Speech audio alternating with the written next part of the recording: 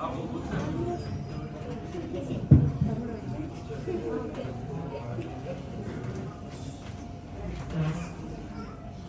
ఆనందంగా ఉంది.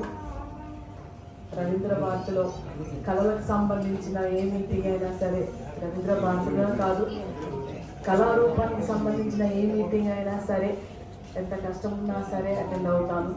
అట్లాగే మన శ్రీనివాసన్ ఇన్వైట్ చేసినప్పుడు కూడా నాకు ఇంకో మీటింగ్ ఉందన్న రాలేకపోతానేమంటే కొద్దిసేపు అయినా రాపా అంటే అందరితోని గొడవ పడి రిక్వెస్ట్ చేసి రావడం జరిగింది. కానీ చాలా ఆనందంగా ఉందన్న. Thank you so much. ఈ వేదిక మీద ఉన్న పెద్దలు మన రామకృష్ణ అన్న గారికి, అట్లాగే మన దొరై స్వామి అన్న గారికి, ఇతర పెద్దలకు అందరికీ కళాభివందనాలు.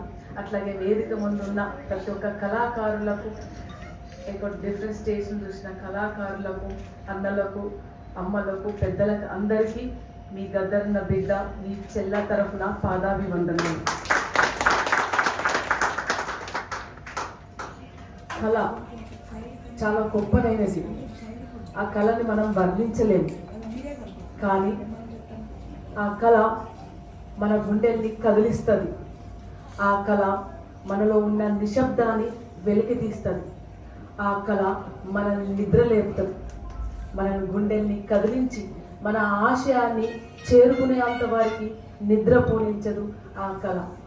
ఆ కళ ఎంత శక్తివంతమైనదంటే భూమి బద్దలు కొట్టే అంత శక్తి ఉంటుంది ఆ కళ. ఆ కళ ఎంత శక్తివంతమైందంటే ఆ కళతో నిశ్శబ్దాన్ని, ప్రపంచాన్ని నిశ్శబ్దం చేసే గొప్ప శక్తి ఉన్నదే కళ. ఆ కళ లేకపోతే మనుషులం మనం ఈ విధంగా ఐక్యమయ్యే వాళ్ళం కాకపోవదు. ఆ కళ ఉంది కాబట్టి మతాలున్నా, కులాలున్నా, వర్గాలున్నా, రంగులున్నా సరే ఐక్యమవుతున్నాం. ఒక పాటతో ఏ కులమైన గద్దరన్ని ఎవరు ఏ కులం అని అడగరు, ఏ మతం అని అడగరు. పొట్టి ఉండా, పొడుగు ఉండా, నల్ల ఉండా, తెల్లగా ఉండాలి. ఆయన హోలే హోలో హోలియా హోలా, హోలియా హోలా, హోలే హోలో హోలియా హోలా, హోలియా హోలా, హోలే హోలో హోలా హో అంటే ఆయన రాగానికి, తాళానికి అన్ని మతాల వారు, కులాల వారు, వర్గాల వారు, ఆడ మొగ, పెద్ద చిన్న తేడా లేకుండా ఆ పాటకు, ఆ లయకు మనమందరం ఐక్యం అవుతాం.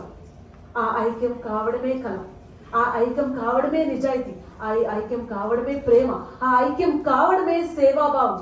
ఎక్కడైతే చిత్తశుద్ధితోని నిజాయితీగా తమ సమాజానికి, తమ ప్రకృతికి, తమ జీవితానికి, తమ ప్రజలకు సేవ చేస్తే అని ఒక కళ ఎప్పటికీ చిరకాలంలో చరిత్రలో మిగిలిపోతుంది.